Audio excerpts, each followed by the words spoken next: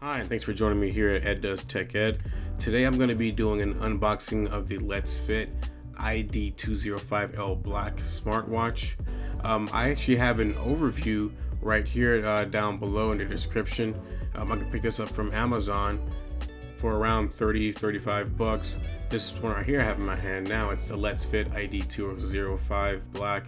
It's pretty much an upgrade of the other one that you saw. The only difference is it has a sports button on the left side. It also has a little bit more features embedded within the watch, as well as tracking ability for activities. It has two holes on the adjustment band instead of the one. Also, the UI is a little bit different, but you'll definitely see the difference when you compare those two and have them side by side like I do. All right, jumping right in, let's just start with the actual unboxing of this Letsfit ID205L Black. I'm excited. Already you can tell that the box is very light. It has two stickers on the back. I'm going to be using a box cutter to cut them.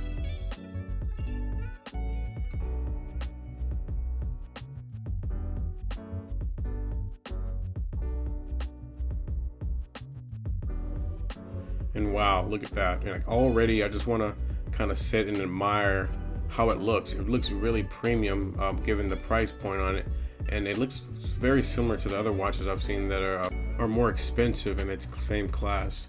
So I'm just going to take this out. Just a little bit of pre-rolled footage here. It looks really sleek, really shiny. You can see that the silicone band on it, it feels great. The actual band support seems stable as well. As you can see, it's not too firm, not too loose or anything like that. I was having trouble with my other watches, so they kept falling off. I can see that the pulsometer looks really great. This seems like metal. I think that those four dots are actually the charging ports on it. It says here, please charge to activate the watch to use it.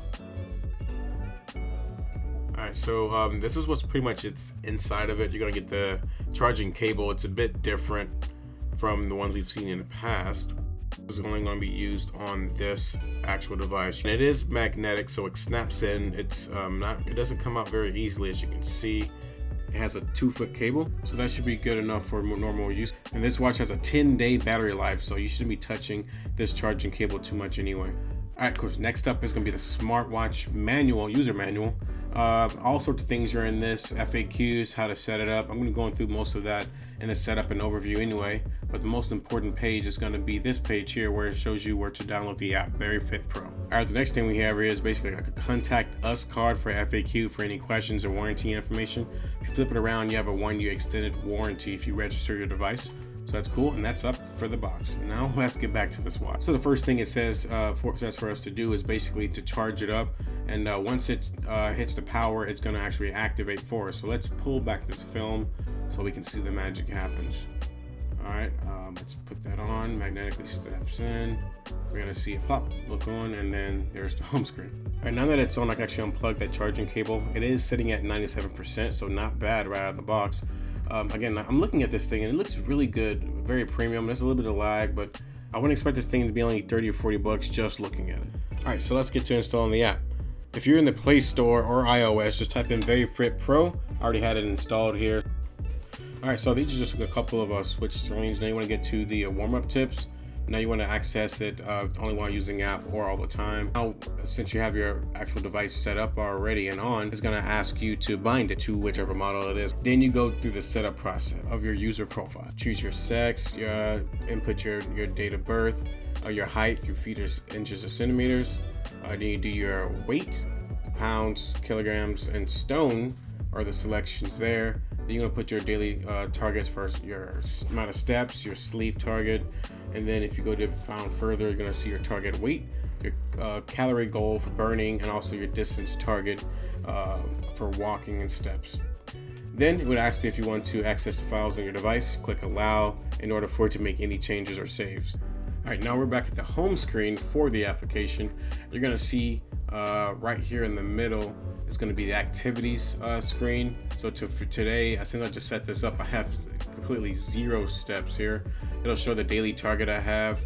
This is going to kind of go on a circle, and once you beat that, the circle will fill up.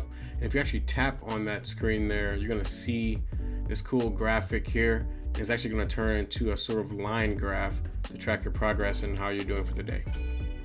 Next is going to be sleep. You click on the sleep, and then the heart rate tabs there. You're going to see more details on that, the resting, average, and max heart rate. So these are pretty cool. You're going to see also my day. That's what you're going to see, kind of what your daily record is for today. And if you click on the details tab at the bottom left, you're going to see those tabs again, but more detail. There's a lot more information here for you to go through as well if you want to look at into more of your sleep activities or heart rate. Just go over a little bit for the heart rate. You have average heart rate, max, minimum heart rate, fat burning training, cardio training, and peak training here. And then actually you can go back a few weeks if you would like to kind of see what your progress has been. Next, we're going to shift over to sleep, the sleep tab. Here you're going to see the average sleep, average deep sleep, average light sleep times, as well as the average sleep start time, average sleep in time, and average wake hours. So this is pretty good because when you actually go to sleep, you don't know really how well you're sleeping. So this is going to be some good details for you to know how well you're sleeping and how to get better at it. All right, the next tab we have here is the activities tab. Here it's going to show you the week distance for your total for week steps, week calories. It's also going to have your average distance, average steps, average calories per day. So you can kind of see how you're doing well and how you're progressing throughout your day and throughout your week. So this is pretty great to have in the application for an activity tracker because we all want to add to our performance. All right, so we're going to click on this middle button here. We're just going to just poke at it to see what's going on. Then we're going to shift over to the device settings. And then after that, we're going to click on call alert. We're going to turn that on and then flip that toggle switch, and we're going to click allow. So here it would alert our watch whenever we get a call, and after a few seconds, up to 30 seconds, it'll start pinging us on their watch to say, hey, you have a call. I actually set mine to 3 seconds, the very minimum, so it'll reach. You will be sure at the top right to click that check mark to save, because if you do not click that, it will not save or sync to your device. Next, we're going to move down the list to a sedentary alert. Let's click on that. Right now, you'll see sedentary alert will be allowed through the device after turn on. We turn that on. So right here, we kind of select the amount of minutes that we want to set to alert us if we do not move within a certain amount of time. And we're going to set a sedentary period for it to be up and running. Because if we do not move within the certain period, like, if you're at the office from 8 to 5, it will alert us during these days, as you can select here, and it will allow you to move on and get to kind of remind you to move about you. So, all right, so if after you click that top right check mark to sync, we're gonna go down to alarm alert. So this is where we saw the alarm. Let's click those just to turn them on. Then with you click on them, you can actually set the actual category for the alarm, kind of what the name is. If you click custom, it's not gonna allow you to actually pick a name for them. So we're gonna click one of them, and then we're gonna go down and actually choose the time. We're gonna put repeat for each day of the week, and we're gonna actually choose the time for it. And then we're gonna click the check mark at the top right. Now we're gonna go to SNS alert, and this will have to we have to allow VeriFit Pro access to their services. So now we have to go into toggle, allow each of those services that you actually want on. And I'm gonna allow all of them because that's what I want to be displayed on my watch when I get the notifications. All right, so as usual, do not forget to save by clicking that check mark top right side. Once you click that, it's gonna prompt you, would you like to save your changes? You click yes. Next, we're gonna click on music control. We're gonna toggle on, and this is gonna offer all the applications that you actually have installed on your phone. I'm gonna click Amazon Music, that's my preferred music. And I'm gonna go to the music controller on the watch. You can click play and then open it up automatically. So I went ahead and shuffled my music on the phone because the timeout on the watch is very fast. So I'm gonna go back to the music controller, and I'm gonna click skip. So I went to the next song. I'm gonna click pause. That works. I skipped the next song. Went backwards. So that it does control the music as it said. So all it is just a play button, pause button, and the same button, and then skip and kind of backtrack. So there's no skipping and scanning to this. Next, we're gonna go back to the settings, and we're gonna go to heart rate detection. I'm gonna set mine to automatic. You can set it manually if you like, but I'm setting it automatically because this is an activity tracker. Next, you're going to go to healthcare, and what this says is when it's turned on, it's able to track pretty much, if you're female, the menstrual periods, also your the length between the 2 menstrual periods, and also your last menstrual period. And it does this by you can select the menstrual length on average, how long the length is between your 2 periods, and as well as your last menstruation. So it'll also put that in there so you can set a reminder, and you'll see this in the next screen. You're going to click on reminder settings, and then you can set it X amount of days in advance. It's going by the actual date of your last that you input it on the last screen, and then it's going to remind you in a certain amount of days that you set in advance, as well as for ovulation. If you click on that, it's also going to show you reminder time at a certain time during the day. You can see wrist sense has already been toggled on. If you click on that, it'll be toggled, or you can do it on your watch. Next, we're going to click on more, and then activity display. So this is actually what the activities that are in your watch already said. You can turn them on and off here.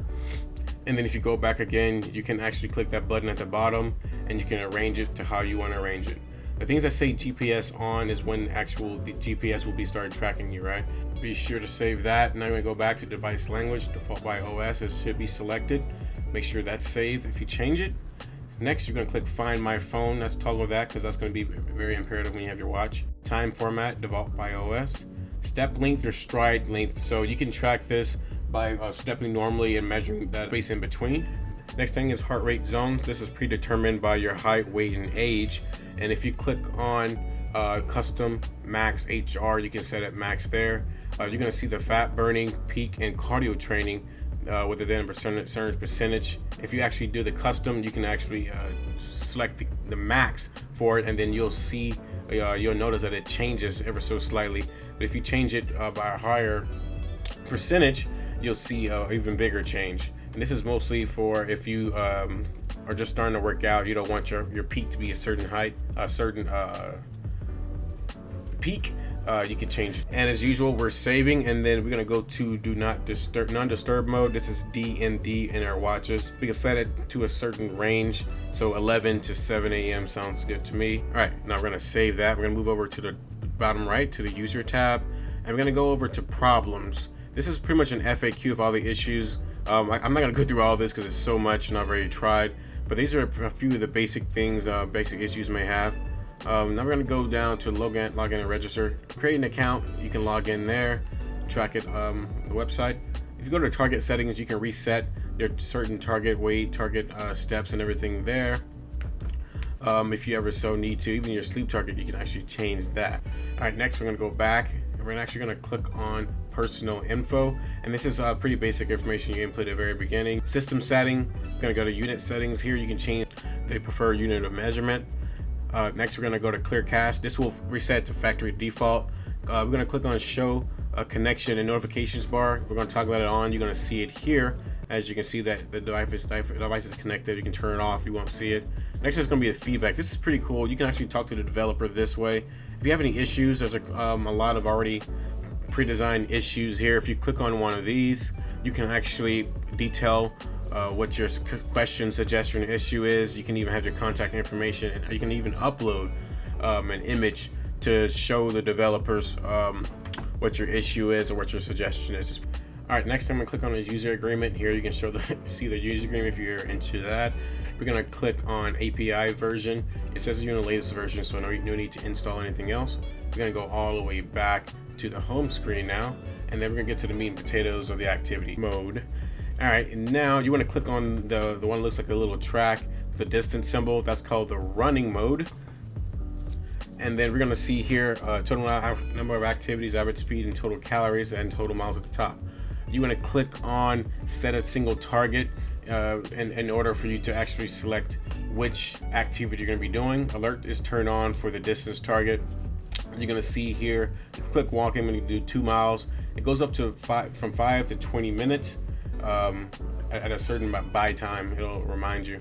There's a slow countdown here, as you can see, and then after that starts, you're gonna see the distance, the time, the kilocalories burned, minimum for minutes per mile, kind of your pace, And then the bottom right, you're gonna see like a map of the track, kind of a course that you actually took. So that's really cool. It's integrated into Google Maps because it's gonna show you a certain amount of times as well as the steps that you've taken already. And if you see the lock, the pause, and the stop button, they all mean what you think it means.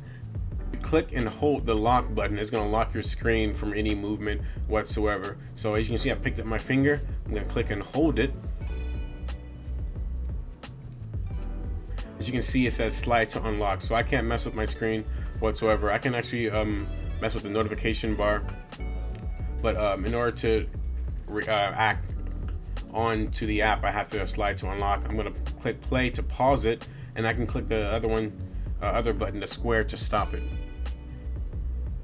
Next, I'm going to click the man that's running. I'm going to click the sport for workout, and then I can actually start it here. The only thing it shows here is the beats per minute as well as the calories burned. Please end the current sport first if I want to actually go back. I have to end it to go back. So that's one of the things, like with the watch, I have to end the activity to go back to the home screen. All right, next you're gonna see the thing on the top, on the right side, kind of looks like a speedometer. We're gonna click on that, and then we're gonna put in our weight. So this is basically like a record for our weight. If we don't select that and we scroll down a bit, you can actually see how the line graph has moved, or the record has moved, where it shows where how our weight was before and how it is now. We've reached our goal of 239 pounds, so that's great, but now we're 270.05, so we need to do a lot more activity to so we can lose that, guys. And with that, we pretty much reached the end of the actual app setup and unboxing. I'm going to be doing a review, hopefully if this lasts more than a week or 2 weeks. I'm going to do a review on this watch as well as the other watch. Stay tuned for more from my channel. So if you have any questions, bring it down to below in the comment section. I will answer you as soon as I can. Again, this watch is it's pretty great for what it is. It's very basic. The app is also basic, but for the price, you cannot beat it. So thank you for coming and and listening to me ramble on at EdDoesTechEd. Signing off.